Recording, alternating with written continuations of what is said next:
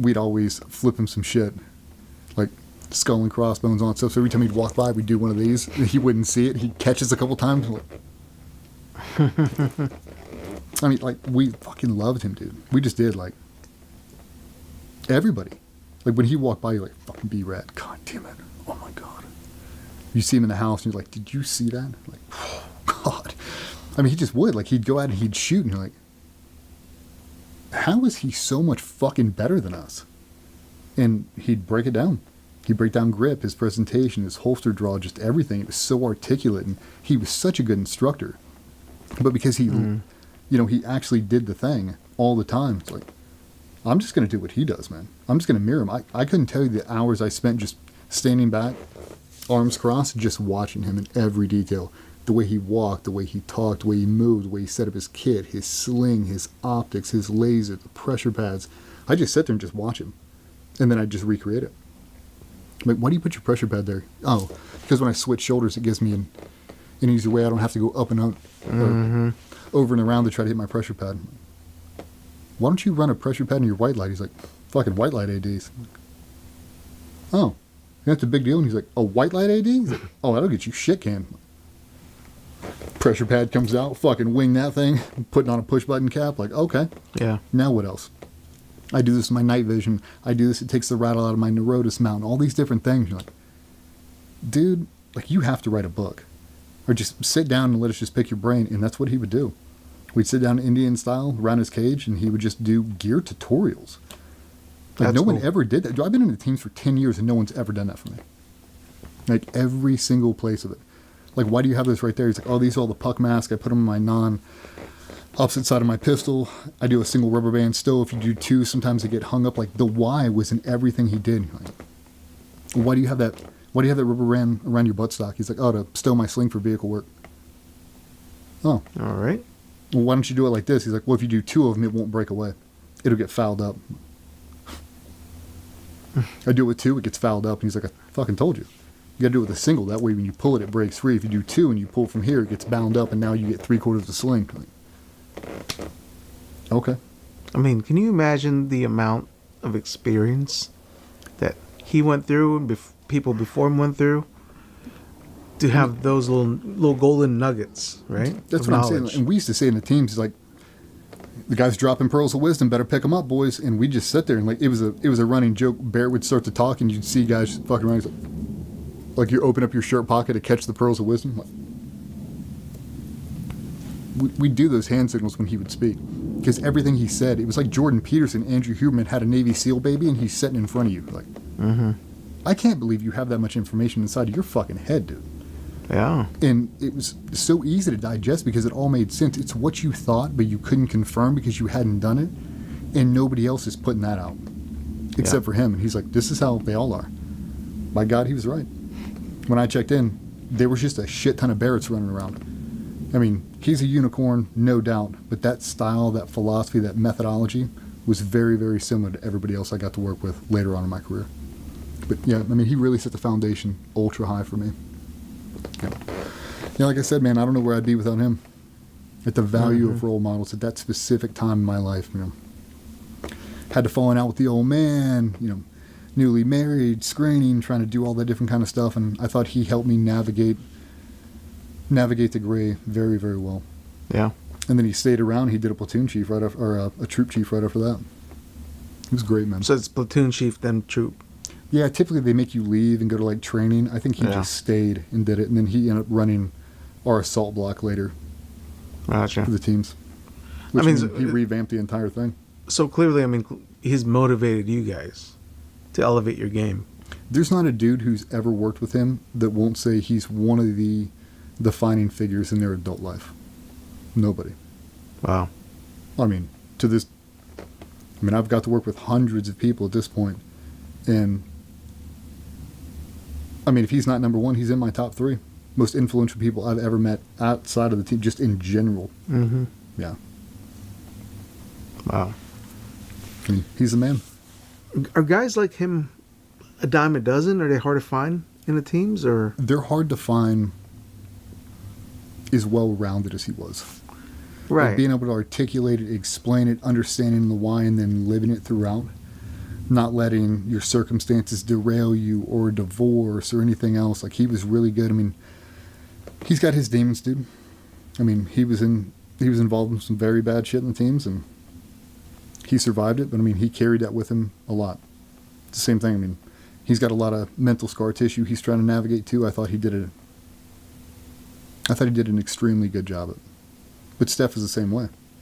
I mean, I'd imagine, like, Steph lived through something that he was not supposed to live through. And then he immediately geared back up and went to Iraq with 2-2. And, I mean, he got a fucking Silver Star for that deployment. Took 2 rounds from an AK from like 4 feet away, killed the number 2 man. I mean, he killed 4 dudes in a room. I mean, like, they've been through a bunch of different stuff, and they'd all have little bits of scar tissue they're trying to work through. Mm-hmm. But when you came on target, I mean, that was one of my fondest moments of stuff. We got in this big contact one night, and I look out in the street, and he's walking around just in a big-ass circle, and bullets are just winging past him, and he's just 2-hand push-talking it. He reminded me of Tom Sizemore on Black Hawk Down. Everybody else is ducking. He's just standing there. And he's just walking around, just sitting there. I'm like, Stat, get the fuck over. And he's like, damn. Didn't care. He just didn't care. It was like he knew they weren't going to hit him. It was weird. It's like fearless, but like setting the tone, like, yeah, I'm not running from these fucking people. Yeah. And that's the way he was. And then you'd watch Barrett move, like, on the target. We'd get right up there, we'd start to do the assault, and you'd watch him go, and it looked like a ninja, like gliding across, ninjas on ice. That's what it looked like. Ninjas on ice. Watching him move around this target, you're like, God damn, dude. So a lot of the way I move around the house, I stole from him. Like, the way I move is the way he moved. And that's one of the high points of being able to mirror people. You just sit there and watch them over and over and over. How they articulate their feet, how they generate force into the ground, the snap presentations, all the different stuff. Like, once you see it, I can do that. I just have to watch it more. And then just try to recreate it. And then when you and him start moving together, it's like we're just flowing. That's a ballet. Dude. It's so fascinating from the outside looking in. All the small minutiae of defined little details, like walking and gliding on surface, and all these things that people overlook. It's like, oh, wow, well, that makes sense. Mm-hmm. Yeah. You have to do it to where it becomes second nature, to where you don't have to think about it. Yeah. So the way I walk is the way I walk when I do CQB. That's the way I move. I sink my stance. I keep my feet low to the ground, heel toe. I feathered approach, so I don't make a bunch of noise. Mm-hmm. Stole that from him. It's like, I don't need to be stomping around this house. I don't need to be doing that. I need to be quiet. Yeah. I need to be in control of all the decimals I create. Mm-hmm. Okay. Put that pearl in your back pocket. Okay. Why? This is why. Oh. Okay. Because they're humans and they have ears and they can hear you. Yeah. Uh-huh. Like, oh. Well, what happens if they hear bumping at night? Well, what would you do? I'd get out of my bed, I'd go crack my front door and take a peek. So will they. Oh. Okay. And then we talking about locking on the target and all these different things. Like, everything, when he would give you the why, it's like a Post-it note. You're like, such a simple concept. Like, why are we not picking that up? Yeah. Just need one person. Once they drop it, everybody gets it. And you're like, that all made sense. Everybody tracking on that? Like, uh-huh. And then you just execute. It's great, dude. Dude, the light bulb moments must have been insane. I've never had more light bulb moments than being surrounded by Barrett. Yeah. Ever. Everything he said. You're like, I mean, it's no different than Jordan Peterson. Like, when he says a couple things, like Andrew Huberman, you're like, that's the most logical thing I've ever heard. Yeah. Because it's true. Mm-hmm. It is true. Now just live it. Now just pretend like it's the only thing inside of your orbit. Okay? Well, how do you do that? Compartmentalize everything else that isn't. How do you do that? Practice. Okay? And then he just would. You'd see it. I mean, he's got such a cool story, and I'm going to ask him if he'll come in here and sit down and do a talk, because I think the dudes on Patreon or whatever would learn so much. Like, not even talking tactics, like talking mindset development. And that's a universal mindset application. Yep. If you're a banker, a baker, an entrepreneur, a cop, a fireman, an NFL, NHL player, his mindset installs work for everybody. It makes you that 1% better every day. Yeah. Yeah. Let's go back to the third deployment.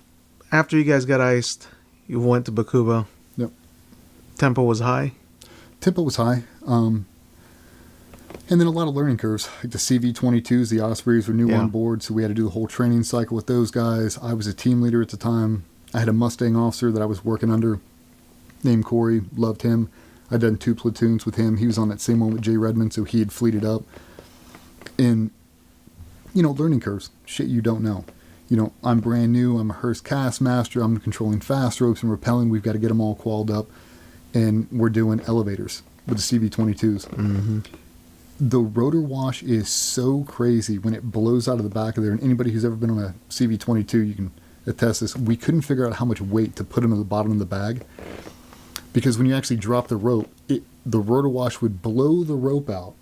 And then it would go down. So your first initial push until you got to get on the rope, Yeah. you would have to swing your legs out all the way and hook the rope and then start to slide and your weight would pull it down.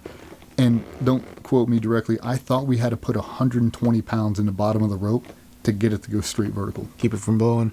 Mm-hmm. Wow. I mean, those things were sketchy, dude. I think that was their first operational deployment. Was it 2008, 2009? I think it was their first operational deployment to Iraq. And, a lot of them, they flew in the blind. I thought they took a mix between MH-53 pilots from the Marine Corps and C-130 pilots and put them both together in the seat. So the helo pilot would lift it off. They'd hand controls over to the AC-130 guys. They would take it off. But, I mean, some of this stuff, dude, like when you would give them a grid and they're going to land, if you're on that grid, they're going to land on top of you. They're in the blind. From 80 feet coming down, they're in the blind. Yeah, man. So, I mean, it's very different from us. We're used to 47s and Blackhawks and some other stuff. And